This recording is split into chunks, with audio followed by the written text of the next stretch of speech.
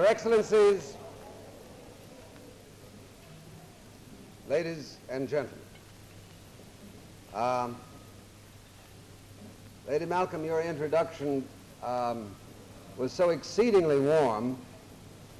Naturally, under the circumstances, one expects something nice, but I must confess I didn't expect anything quite as nice, quite as warm, quite as moving, quite as embarrassing. I felt like the lady who was witnessing the funeral of her late husband, and the eulogy was so overly the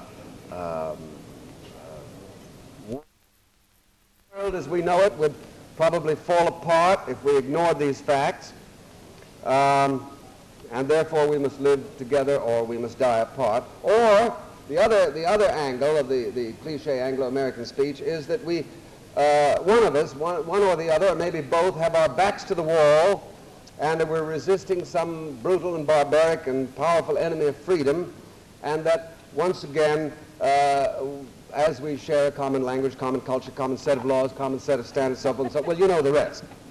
And, well, tonight, happily, none of these things obtain. Tonight there is no crisis, no strain, no sense of urgency in our relations. Tonight's ball celebrates a very famous and a proven amity, an affinity, if you like. I can't very well call it a romance such as Americans have with France, because in the case of Britain and America it'd be sort of like international incest.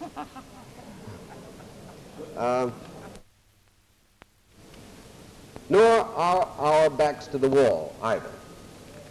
Winston Churchill once expressed the hope that the supreme fact of the 20th century would be that we both tread the same path.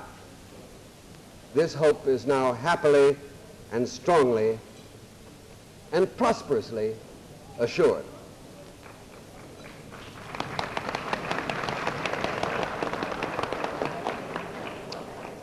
What is happening is that we here in America are honoring a country which, besides being itself, and a pretty good self at that, is also the heart of a commonwealth of free nations comprising 1/4 of the human race, and a country from which our own founders and their ideas derived. Her Britannic Majesty's Consul General in New York, Lady Malcolm Douglas Hamilton, Mrs. Silverstone, Your Excellencies, ladies and gentlemen. It's my honor on this spectacular occasion, and I'm confident that I speak for those of my Commonwealth colleagues who are here tonight, to thank you for your decision at this ball to pay tribute to the cultures of the countries of the Commonwealth. I'm only sorry that my ambassador, Sir Harold Catcher, cannot be here tonight, and I am equally sorry that Lord Mountbatten, who is the honorary world chairman of this ball, cannot be here tonight to present symbolic gifts. But I would like to read you a telegram which has been received from Lord Mountbatten. He says, "Fear urgent duties necessitate my presence in London, so much regret I cannot be with you tonight. Please accept my best wishes for a most enjoyable and fruitful evening, Mountbatten of Burma."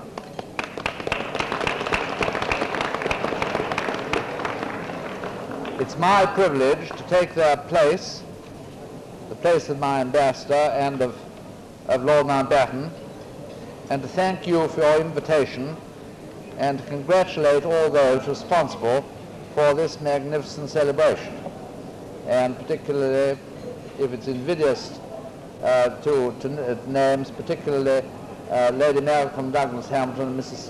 Silverstone. I will speak briefly and on 2 points only. The first is the International Cultural Center, on whose behalf this great gathering has been organized. Youth has always presented its problems, though perhaps in sterner days its ebullience and its creative instincts were given less rein. Now the needs of youth, its opportunities and its guidance present a problem in every country. And with a shrinking world, they present an international problem too. It's commonplace that understanding comes from knowledge and experience, and the youth of the world, heirs to the troubles which beset it, must know more about each other. If there is to be understanding, this can only be accomplished step by step, and the International Cultural Center at Jerusalem is an important project which deserves and has our full support. Help to youth has a universal appeal. Tonight, in Lord Mountbatten's stead, I will present to the Centre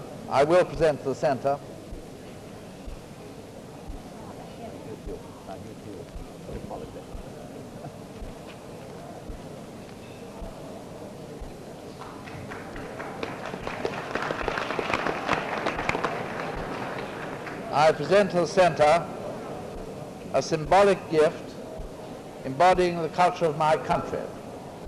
It is the recorded plays of Shakespeare from Stratford-on-Avon.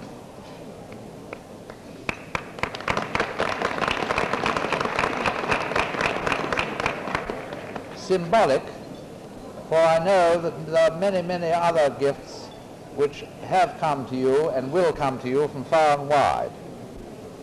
These gifts are evidence of our hope that through mutual knowledge of each other, the youth of the world may increasingly contribute to the happiness of mankind. These are evidence of our sympathy for what the Cultural Centre seeks to do. My second point concerns our Commonwealth countries and wish continued prosperity to the International Cultural Center in Jerusalem.